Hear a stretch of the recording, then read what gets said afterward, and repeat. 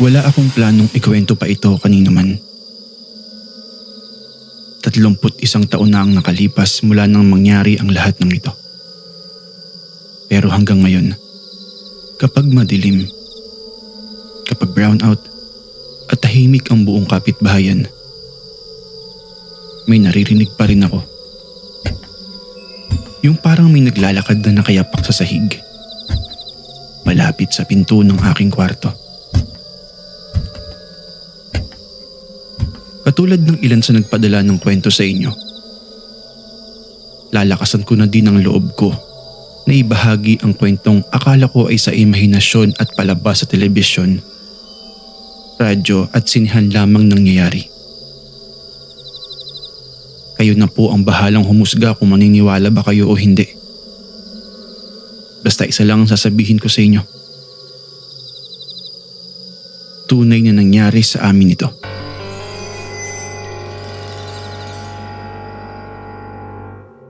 '95 noon. Ikalawang taon ko na sa high school sa isang maliit na bayan sa Batangas. Hindi ko nilang sasabihin kung saan ang eksaktong lugar. Dahil buhay pa naman ang ilang kamag-anak ko doon at ayaw kong may bumalik na gulo kung sakaling marinig nila ang kwentong ito. Nangyari ito noong panahon ng matinding brownout sa buong Pilipinas. Alam niyo na, yung tuwing gabi, laging walang kuryente. Halos 12 oras kaming walang kuryente noon. Sanay na kaming babarkada na maglaro ng mga bagay na hindi na kailangan ng ilaw. Katulad ng trumpo, text ng AHA card, storytelling sa ilaw ng kandila, at sa kasamaang palad, pati Spirit of the Glass and Ouija board ay hindi namin pinalampas. Dumating ang Ouija board sa amin dahil kay Tita Feli. Ate po siya ng nanay ko. Dati po siya nagkatrabaho bilang domestic helper sa Riyadh. Isa ito sa mga pasalubong niya nung umuwi siya ng Pasko noong nakaraang taon ng 1994. Kahit papaano, kakaiba di ba? Dahil bawal talaga ang ganoong bagay doon sa Riyadh. Pero nakuha raw niya ito mula sa isang kasamahang Amerikana na umuwi na sa Amerika. Ang Ouija board na ito ay kahon na may guhit ng buwan at araw sa magkabilang sulok. Mayroong mga letra mula A hanggang Z, mga numerong 0 hanggang 9, at ang mga salitang yes, no, at goodbye na nakalagay doon sa may ibaba. Kasama nito ang maliit na puting planchet na hugis puso at may salamin sa gitna. Sa mga hindi po nakakaalam, ang planchet ay yung tool na ginagamit na parang pointer para sa pagturo ng mga letra at numero sa Ouija board. Nakatago ang Ouija board na yon sa ilalim ng aparador ni Tita Feli. Mga ilang buwan na hanggang sa nadiskubre ito ni Weng. Si Weng naman po, ang pinsan kong palaging nasa bahay namin tuwing summer. Habang naglilinis kami isang hapon, napansin niya ang bagay na ito. "Ano to?" tanong niya, habang hawak-hawak ang kahon na may kaunting alikabok. Naging curious kami. At dahil doon, nagsimula ang lahat. 5 kami sa barkada noon. Ako, si Weng, si Boyet na kapitbahay namin, si Ferds na anak ng kapitan, at si Christian o Chito, ang pinakamatandang lalaki sa grupo dahil 2 taon siyang naiwan noon sa elementarya. Tuwing may brownout, doon kami sa amin nagtitipon dahil malaki ang bahay namin at may lola akong gustong-gusto kaming pakainin ng suman at biko habang nagkukwentuhan. Ang lola kong ito ay tawagin na lamang nating si Lola Bing, ang lola ko sa nanay. Siya ang unang nagbabala sa amin noon. Nang makita niya kasi ang bird na nakalatag sa mesa isang gabi, biglang huminto ang kaming niyang nag-aayos ng ilawan sa altar. "Isaulin niyo yan," Sabi niya. Mahigpit ang tono. Hindi laruan yan. Kapag may pumasok dyan na hindi nyo alam kung sino, baka mahirapan kayong mapaalis at baka mapahamak pa kayo. Kaya ang ginawa namin ay kunwaring itinabi namin ang Ouija board. Pero hindi alam ni Lola ay isa-isa kaming pumasok sa kwarto ko. Tumawa lang kami noon habang palihim na inalalatag ang board sa sahig ng kwarto ko. Mga mag-aalas 10 na noon ng gabi ng Biyernes. Katulad ng nakasanayan, walang kuryente kaya wala kaming magawa. Sa kabila ng babala sa amin ni Lola, hindi kami nagpatinag. Sino ba naman ang makikinig sa babala ng isang matanda? Maya-maya ay pumasok si Lola sa kwarto ko. Kaya ang ending ay napagalitan na naman kaming lahat. Pinilit na lang naming pakalmahin si Lola. Sinabi naming, "Huwag kang mag-alala Lola, laro-laro lang po yan, hindi po yan totoo." Kumalma naman siya pero bago siya umalis ng kwarto, nakasimangot, bumubulong ng orasyon sa ilalim ng hininga at padabog na umalis. Pagkaalis nga ni Lola, ay ginawa namin ang unang tunay na sesyon. Dahil halos tulog na ang mga tao sa bahay, bumaba na lang kami sa unang palapag ng bahay namin. Nakaupo kami sa paligid ng lamisita sa may sala. Kandila lamang ang ilaw noon. Ang mga daliri namin ay magaan na nakapatong sa planchet. Si Chito ang nagbasa ng mga tuntunin na nakasulat sa maliit na papel na kasama sa kahon ng Ouija board. Nakalagay doon, huwag maglaro ng mag-isa.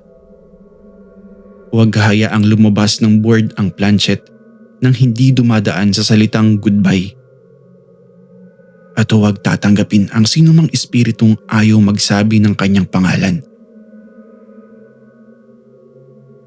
Noong mabasa at maunawaan na namin ang lahat, nagsimula na kami.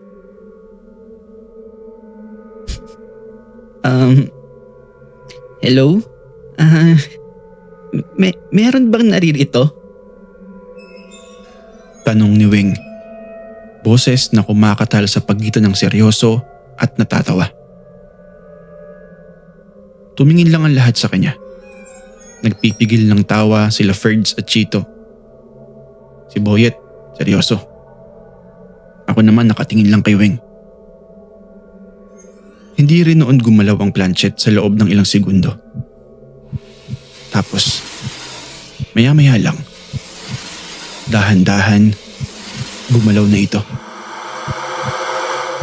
Nagkatinginan kaming 5. Tapos pinapakiramdaman namin kung sino ang gumagalaw.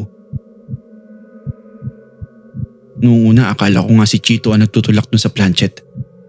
Pero napansin namin na lahat kami ay nakapatong lang doon sa planchet pero gumagalaw to. Nakita ko sa mukha ng mga kasama ko ang pagkamangha sa mga nakita at nangyayari. Yung takbo ng planchet, hindi mabilis at hindi biglaan. Gumagalaw ito ng dahan-dahan papunta sa salitang yes. Sumigaw si Ferds. Binitawan ng planchet. Natakot siya kasi wala talagang gumagalaw ng planchet. Pero sa tulong nila Chito at Boyet, bumalik din siya agad. Natawa na lang siya sa sarili niyang takot. Sige na nga, sali na lang ulit ako. Tanungin na lang natin ulit. Pagkatapos nun, nagtanong ulit si Weng. Sino ka? Umikot ang planchet sa mga letra. Mabagal pa rin. Pero may direksyon na ito. Una itong pumunta sa letter R. Tapos O, S, A, R, I, O. Nakabuo ito ng salitang Rosario. Nag-usap-usap kami. Walang kilalang rosaryo sa aming lugar. Hindi bababa sa alam namin noon. Kaya naman nagtanong kami ulit kung ilang taon na siya. At itinuro niya ang number 1 at 3. 13 years old na si Rosario. Nagtanong kami kung paano siya namatay. At ang kanyang sagot, pumunta sa mga letrang letter L, U, N, O, D. Ibig sabihin, nalunod siya. May tuyong ilog na malapit sa amin noon. Ang ilog Tuyot Tulay kung tawagin namin. Kung saan may mga kwentong mayroon daw mga nalunod na bata noong una pang panahon. Dahil dito, naisip namin na baka totoo nga ang mga kwento tungkol sa ilog na yun. Na mayroon ng mga batang namatay doon na hindi na nakikilala kung sino. At isa na nga ang nakasalamuha at nakausap namin sa Ouija board na ang pangalan ay Rosario. Nagtapos kami ng maayos. Kaya hinayaan naming dumaan ng planchet sa salitang goodbye sa Ouija board bago inalis ang aming mga kamay doon. Pakiramdam namin, matagumpay kaming nakalampas sa isang bagay na dapat ikatakot. Pero ang hindi namin alam na ang tunay na takot ay paparating pa lang sa amin. Sa loob ng 2 linggo, halos gabi-gabi kaming naglalaro. Palagi kaming binabati ni Rosario. Palaging tumutugon sa aming mga tanong tungkol sa buhay-buhay. Sino ang may crush? Sino ang papasa sa test? Kung sino ang magiging asawa namin balang araw? At kung magiging maginhawa ba ang buhay namin? Sa umpisa, parang laro-laro lang talaga ito. Bagay na nagpapasaya sa amin sa gitna ng nakakainip na brownout sa buong lugar. Pero isang araw, nagbago ang lahat. Isang gabi, tinanong ni Boyet kung ano ang lihim niyang pangalan sa bahay. Yung tawag lang sa kanya ng pamilya niya at hindi niya ito kailanman sinabi sa amin. So ibig sabihin, siya at ang pamilya lamang niya ang nakakaalam ng kanyang palayaw sa bahay noon. Sumagot yung planchet. Pumunta ito sa mga letrang J, U, N. J, U, N. Junjun. Namutla si Boyet. Kasi yun nga raw talaga ang tawag sa kanya ng lola niya. Isang bagay na hindi dapat malaman ng sino man sa amin. Lalo na ng kausap namin sa Ouija board. Sinabi namin sa kanya na baka nasabi lang niya ito dati at nakalimutan niya lang. Pero mula noon, naging mas maingat ako. May nararamdaman na akong kaba at takot sa nakakausap namin sa Ouija board. Kinabukasan, may nawalang alagang pusa sa bahay nila Ferds. As in wala talagang bakas. Nawala talaga siya. Kahit mga naiwang balahibo wala. Naisip naming baka may kumuha lang o baka niligaw siguro. Tapos, may gabi ring nagising akong basang-basa ang unan ko. Parang may umiyak sa tabi ng kama ko buong magdamag. Kahit ako lang naman ang tao roon. Nang tanungin ko si Weng kung nangyari rin sa kanya yun, tumango siya. Noong nakaraang gabi rin daw, may napanaginipan siyang isang batang babaeng nakadamit ng puti. Nakatalikod, nakaupo sa gilid ng ilog at parang naghihintay. Hindi ko na lang sinabi sa kanya pero parehas kami na napapanaginipang dalawa.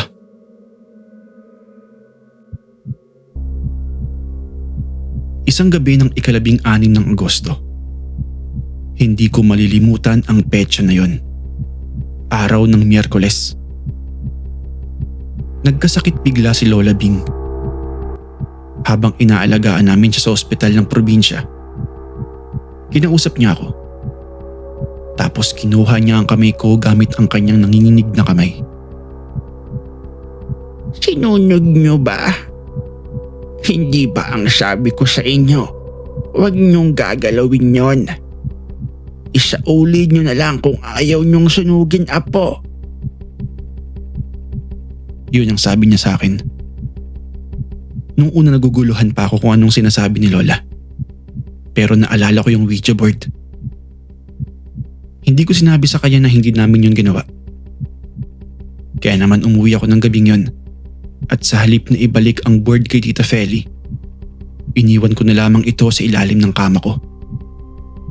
Iniisip ko kasi na wala namang mangyayari kung hindi na kami makakapaglaro. Pero mali ako.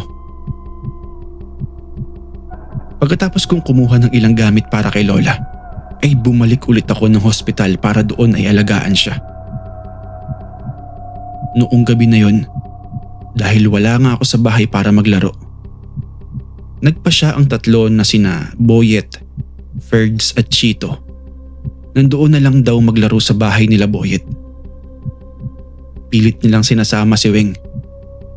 Ayaw sana ng pinsan ko na si Weng na sumama nang wala ako. Kaso napilit siya ng mga lalaki. Kaya sa bandang huli ay napasama din siya. Ang problema lang, hindi ko nasabi sa kanila kung nasaan ang Ouija board. Isa pa, hindi rin sila makapasok ng bahay dahil wala nga ako. Kaya nag-isip sila ng iba pang paraan.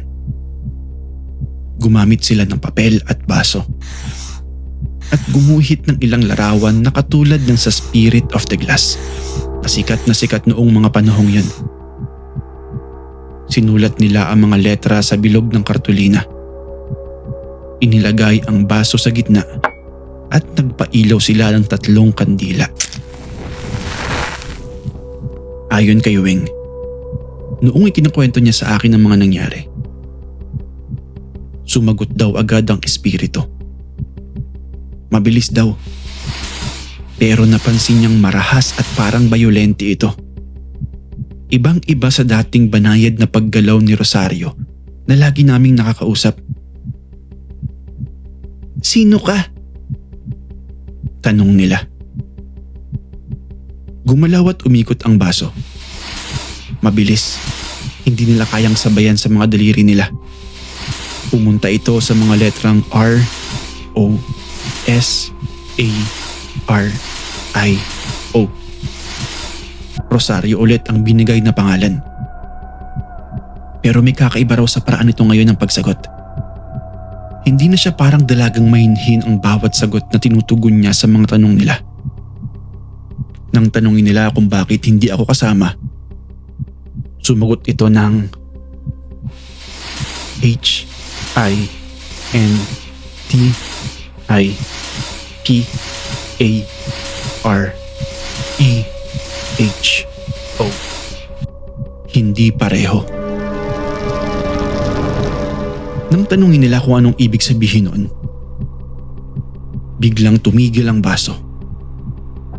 Nakapatong pa rin ang mga daliri nila dito. Tapos maya-maya lang, biglang nanginig ang baso sa pwesto nito. Tumagal ito ng halos 20 segundo. Dahil sa takot, ay isa-isang tinanggal nila Ferds, Chito at Weng ang kanilang mga daliri. Pero si Boyet ay nanatiling nakapatong ang daliri sa baso. Ilang sandali lang, sa halip na dahang-dahang gumalaw patungo sa isang letra ang baso, mabilis itong gumalaw na parang itinapon. Tapos, tumilapon ito sa dingding at doon ay nabasag. Halos mapatakbo noon sila Ferds at Chito. Tapos si Weng naman ay napasigaw at napaiyak dahil sa labis na takot. Tumawa noon ng pilit si Boyet. Tinawanan niya ang mga natakot. Tapos sinabi ni Boyet na hindi sila dapat matakot. Baso lang naman yun. Tsaka sinabi rin niya na siya ang naghagis ng baso para lang takutin ang buong tropa. Pero sabi ni Weng sa akin, Imposibleng si Boyet ang naghagis ng baso. Dahil nakapatong lang talaga ang mga daliri ni Boyet doon sa baso. Noong gabing yun, dahil sa tindi ng emosyon at takot, bigla na lamang silang umalis. Hindi nila maayos na tinapos ang ginawa nila. Wala silang goodbye na sinabi sa laro. Naiwan ang bilog na kartulina sa may sahig. Nakabukas buong magdamag.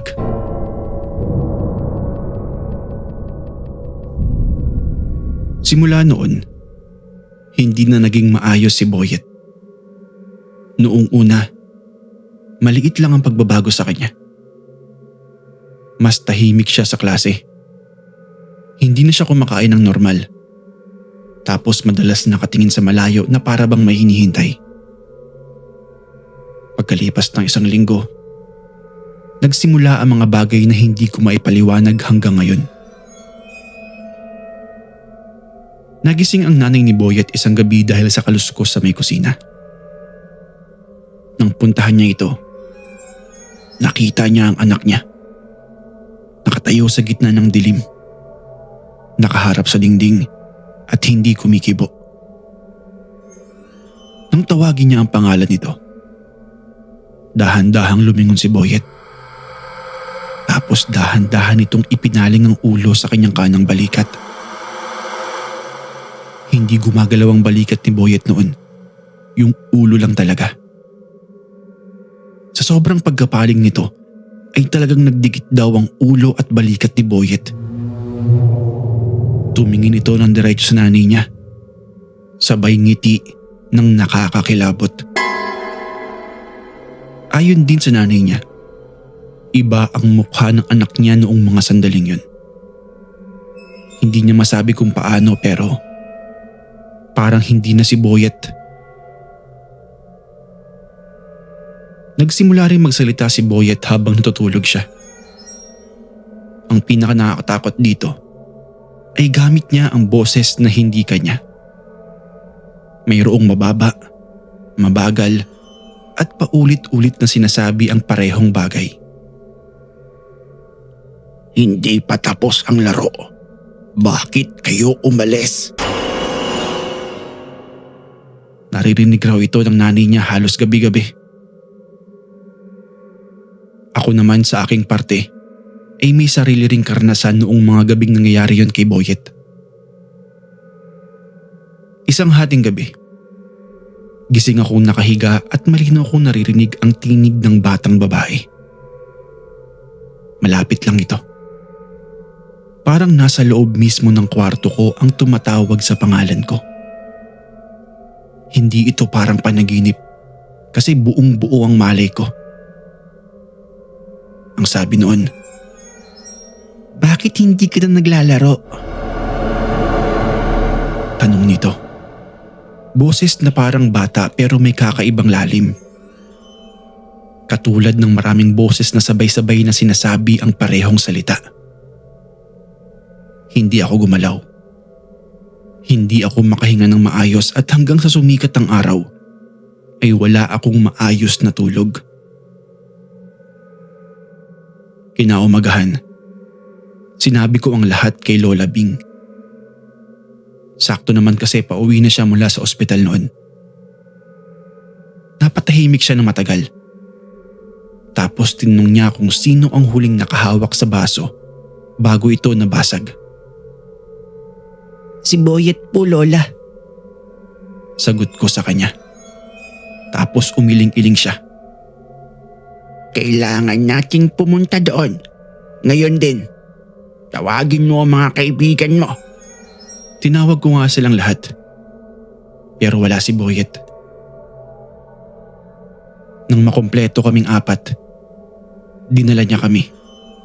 Ako, si Weng, Ferds at Chito. Sa bahay ng isang albularyo sa kabilang barangay. Isa siyang matandang lalaki. Tinatawag sa pangalang Mang Delio. Noong makapasok kami sa bahay ng matanda, nakapagtataka ang paraan niya ng pagtitig sa amin. Tapos, Bigla siya nagsalita ng mga ito. Hindi espiritu lang ang pumasok at nakausap ninyo. Kayong mga bata talaga, oo. Hindi ginawang pelikula ang mga yan para sa paraan ng entertainment. May kwento ang Ouija at ang Spirit of the Glass. Dapat nakikinig kayo sa mga nakakatanda sa inyo. Kapag sinabing bawal ay bawal. Sabi ni Mang Delio. Pagkatapos noon ay nagsunog siya ng mga dahon sa isang palayok at bumulong ng mga orasyon ng mahigit sa 1 oras. Nagsinungaling ang unang kaluluwa na sumagot sa inyo. Wala talagang rosaryo na namatay sa ilog doon. Ginamit lang niya ang pangalan na yon dahil alam niyang matutuwa kayo. Maaawa kayo ng kaunti lang at maiintindihan ninyo ang nakakalungkot niyang kwento. At iyon ang bagay na gusto niya, ang makuha ang tiwala ninyo. At nang sinimulan ninyo siyang kausapin na parang isang normal na tao, doon siya pumasok ng lubusan. Kasama ang iba pa niyang katulong at kaibigan. Ano pong ibig sabihin noong mga katulong at kaibigan niya? Tanong ko kay Mang Delio na halos hindi lumalabas ang boses ko dahil sa pangamba at takot. Pero hindi na sumagot pa si Mang Delio. Sa halip, tumingin siya kay Chito. Natahimik lang simula nang dumating kami sa bahay ng matanda. Tapos sinabi niya na, Ikaw, hindi ka dapat nakasama rito. Umuwi ka na. Nagulat kaming lahat. Maging si Lola ay nagulat din. Napatingin siya kay Chito. Tapos nakita kong parang natakot si Lola. Kaya ang ginawa niya, pinilit na lamang niyang sundin ang sinabi ng matanda. Umuwi noon si Chito mag-isa. Pipigilan ko pa sana siya noon kaso paglabas ko sa bahay ng albularyo, biglang nawala si Chito. Sa isip-isip ko, imposibleng nakaalis agad yun eh nakita kong kakalabas pa lang niya sa pinto ng bahay. Iyon ang huling pagkakataong nakausap ko at nakita si Chito. Kasi kinabukasan, nawala siya. Hindi siya nawalang parang tumakas o umalis. Literal siyang naglaho sa gitna ng daan pa uwi. Katulad ng sabi ng mga nakakita sa kanya noong gabing yun. Mayroon po kasing 2 kapitbahay namin ang nakakita sa kanyang naglalakad papuntang bahay nila. At pagkatapos, nawala siya. Walang bakas, walang tugon sa anumang paghahanap. Hinanap siya ng buong barangay sa loob ng 3 araw. Sa mga bukid, sa ilog, sa mga kalapit na bayan, at sa ilang parte ng kagubatan pero wala. Hindi siya makita. Kaya naman ang sumunod na nangyari, inulat na ito ng kanyang pamilya sa pulisya bilang missing person. Pero hanggang ngayon, kahit 30 taon na ang nakalipas, hindi pa rin nahahanap si Chito. Hindi ko rin masasabing patay na siya. Kasi walang katawang natagpuan. Walang anumang ebidensya. Basta isang araw, andyan siya tapos kinabukasan wala na. Bumalik kami kay Mang Delio. Halos hysterical na. Humihingi kami ng tulong niya na hanapin man lang sana si Chito. Pero iisa lang ang sinabi niya. Hindi ko na kayang bawiin ang kinuha na nito. Ang kaya ko lang gawin ay isara ang pinto bago pa man ito kumuha ng ibang inosenteng tao. Kaya kinagabihan, ginawa namin ang ritual. Sinunog namin ang Ouija board. Pati yung papel at kartulinang ginamit nila Boyet, kasama naming sinunog. Sinunog ito sa gitna ng bakuran namin. Kasama ang mga dahon ng sambong at ilang bagay na hindi ko na maalala pa ang pangalan. Habang nasusunog ito, may narinig akong parang huni ng ibon. Pero mas malalim, mas mabagal, at parang tumatawa. Dahil dito, unti-unting bumalik sa dati si Boyet pagkatapos noon. Kahit hindi na siya kailanman naging ganap na kasing sigla katulad ng dati. Hanggang ngayon, ayaw niyang pag-usapan kahit kaunti ang tungkol sa bagay na yun. Nag-asawa siya. May mga anak na. Pero sinabi niya sa akin noong huli kaming nagkita at nag-usap mga 10 taon na nakakalipas. Na paminsan-minsan daw, naririnig pa rin niya ang tinig na iyon sa panaginip niya. Hinihintay siyang bumalik sa laro. Hindi ko na kailanman muling hinawakan ng anumang Ouija board o kahit anong uri ng laro na katulad nito. Iniiwasan ko pati yung mga kartulinang may bilog na guhit. Pero minsan, kapag brown out, kapag tahimik ang buong paligid, naririnig ko pa rin ang paglalakad na yapak sa labas ng pinto ng kwarto ko. Mabagal, parang naghihintay. At paminsan-minsan sa gitna ng gabi, may tinig na tumatawag sa pangalan ko. Tanong pa rin ng tanong ito kung bakit hindi na ako naglalaro. Hindi ko alam kung ano talaga ang pumasok sa amin noong gabing yun. Kung mababalik ko lamang ang oras, sana hindi ko na pinakailaman ang board na yun.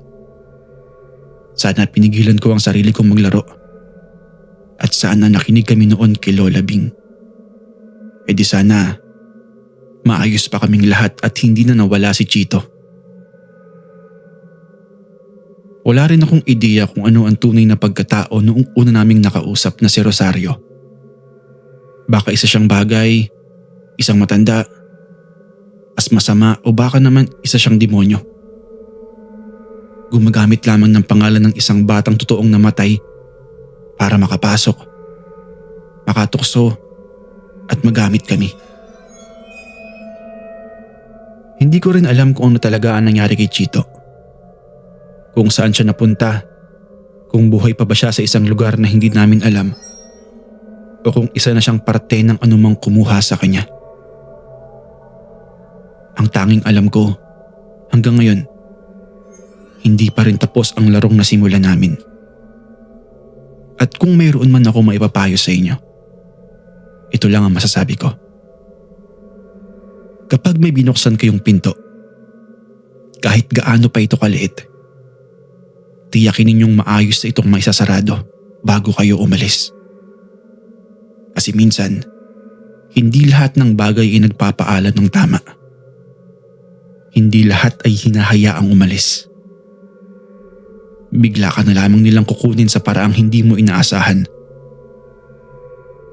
Mag-iingat kayo at tandaan ninyo na may kasaysayan ang bawat kwento. Mayroon itong pinaguhugutan. Kaya huwag ninyong maliitin at pagtawanan. Kapag nakakita kayo ng Ouija board, please lang, iwasan nyo na. Dahil baka mamaya, matulad pa kayo sa amin.